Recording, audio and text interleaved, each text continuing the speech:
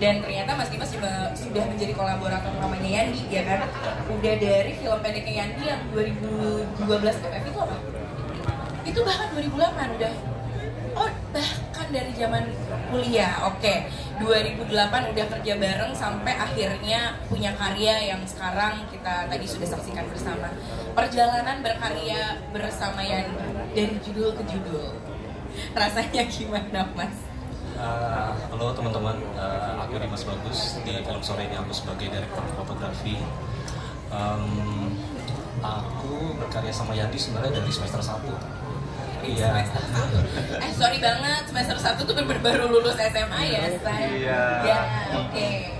Kita sebenarnya bisa dibilang bertumbuh bersama, sama-sama belajar, sama-sama mengerti bagaimana kolaborasi antara sutradara dan DOP, sampai akhirnya kita belajar hidup tentang apa itu pertemanan, apa itu empati, apa itu kemanusiaan, apa itu romantisme, apa itu konflik, yang mana Yandi selain sutradara, kalau aku melihatnya Yandi itu juga tempat cerita gitu. Jadi semua yang kita pelajari dalam hidup coba kita tuangkan ke dalam karya-karya kita.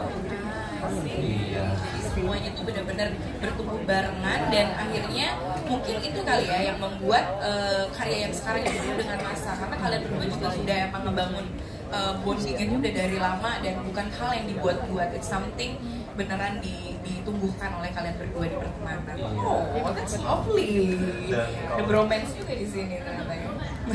Kalau boleh nambahin juga, yes. Sebenarnya momen ini tuh emosional banget buat aku. Kayak ini pertama kali aku diajak Yandi untuk duduk ikut press conference terus di depan teman-teman media sebanyak ini. Iya. Ya, terima kasih Yandi, terima kasih Mita udah percaya sama aku untuk sampai hari ini. Iya, terima kasih banyak Mas Dimas, congrats once again, karyanya luar biasa banget. Oke, mari kita langsung menuju ke Yandi Lawrence. Yandi, mau disapa dulu personal teman-teman. Selamat sore teman-teman media semuanya, makasih banget yang bahkan sampai ke belakang dan sampai depan masih stay buat ngobrol-ngobrol habis nonton filmnya. Thank you banget, senang banget dari hati yang terdalam teman-teman mau datang nonton filmnya. Yes, of course. Terima kasih juga Yandi sudah memberikan kita satu pengalaman yang luar biasa sore ini. Yandi Lawrence, first of all, gue mau bilang selamat dulu buat lo. Personally ini luar biasa banget dan apa ya, satu kata buat film ini pada saat nonton itu gue cuma mengeluarkan satu kata ini diulang-ulang, terdiri dari 5 huruf. Buset. Gue gini, baru gambar pertama buset. Hah? Buset, buset, buset dulu. Jadi segitu takjubnya kita ngelihatnya dan segitu terbawanya kita dengan karya yang kayaknya di apa ya, di crafting dengan sangat mindful, tapi ada gila-gilanya sedikit. Gue bilang gini, gue mau bilang sama Yandi, gue mau bilang selamat atau mau bilang get well soon ya. In a good way. Ada nggak sih kata-kata positif dari kata psycho gitu? Ada nggak? Pengen tahu deh, kalau ada tolong. So ya Yandi, sekali lagi selamat dan kita tadi udah sama-sama menikmati gimana sih kok bisa gitu akhirnya sampai mendapatkan final cerita dan kemasan yang tepat untuk sore, yang mana sebenarnya cerita ini sudah lo punya dari lama ya. Boleh diceritain? Halo, buat sore dulu, masanya masih pacaran dengan istriku yang sekarang kita udah nikah, udah punya 2 anak.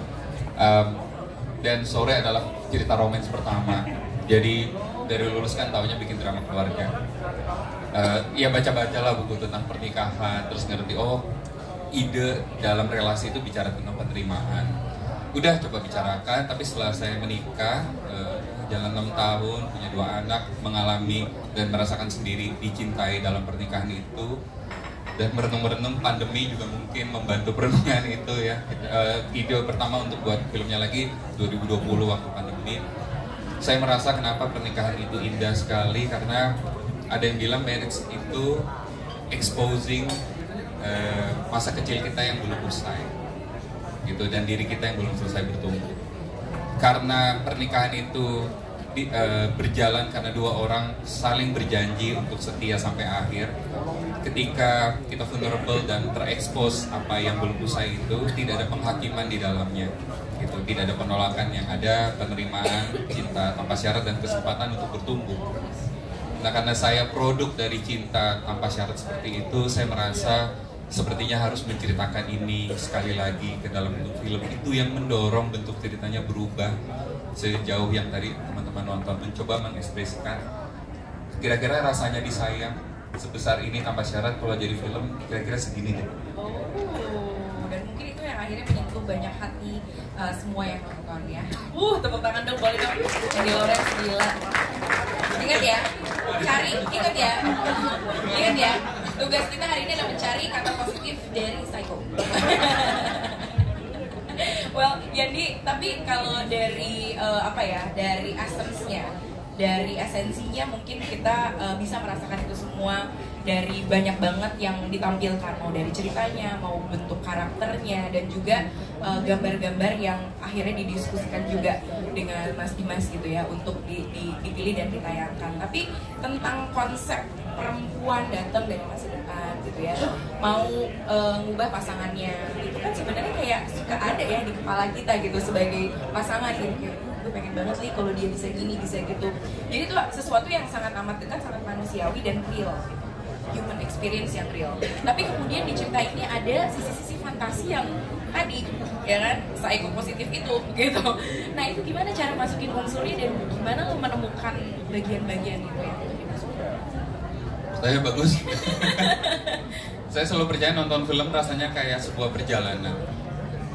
Dan yang menarik dari kemungkinan fantasi kan, time travel kan fantasi. Kalau kita duduk ngobrol aja, kita bicara sama teman kan, what if itu kita berkhayal. Mungkin yang paling menarik dari menonton sesuatu yang kita sebut fantasi gitu ya, dia time travel, itu adalah perjalanan yang jauh sekali. Kita bisa membayangkan naik kapal selam ke pulau Atlantis yang hilang, atau pergi ke ujung galaksi gitu. Tapi yang menarik dari perjalanan nonton film fantasi seperti itu, ternyata perjalanan jauh itu ternyata membuat kita mengerti sesuatu tentang rumah kita sendiri gitu. Jadi dia menarik sekali, menggoda sekali, perjalanannya tidak pernah ada sebelumnya. Tapi di ujung perjalanan waktu kita pulang, kita bawa kedalaman dan perspektif baru tentang rumah kita gitu. Jadi rasa yang sangat berbeda ya. Sheila juga udah. Sheila tenang, abis ini giliran kamu siap-siap. Wow. Gitu kira-kira. Setiap kutipan-kutipan yang di hari ini akan dijadikan buku puisi tersendiri, teman-teman. Kayaknya bisa. Udah jawabnya biasa sih. Enggak apa-apa. Oke. Diekspresin aja. Baik. Kita semua terima kamu apa adanya. Karena tadi dia kan unconditional love ya. Karena tadi pada saat nonton juga ya itu tadi dibilang bahwa ada kayak misteri-misteri, tempat-tempat yang kita belum pernah gapai, be it di luar kehidupan kita atau di dalam diri kita sendiri. Ada momen-momen dimana nonton film itu rasanya kayak gini nggak sih teman-teman? Kayak kita pengen tahu ini tuh kayak gara-gara ini deh. Sering banget nebak-nebak gitu ya. Tapi karena tadi saking mulainya menebak-nebak, di tengah-tengah tuh gini, Enakan diri sih. dia aja nonton aja udah.